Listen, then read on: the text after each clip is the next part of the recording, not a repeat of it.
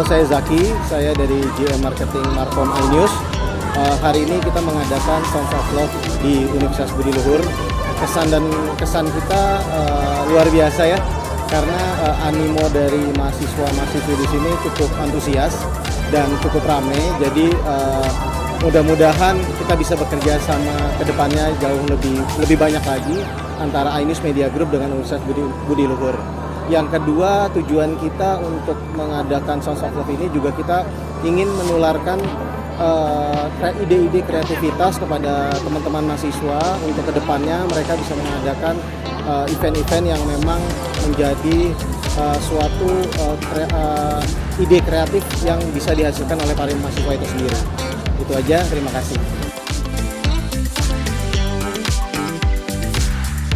Gua Bibi dari gue mahasiswa Universitas Budi Luhur. Menurut gue acaranya seru banget. Kalau bisa sih bakal adain lagi acara kayak gini ya. Mungkin ngundang artis internasional contohnya.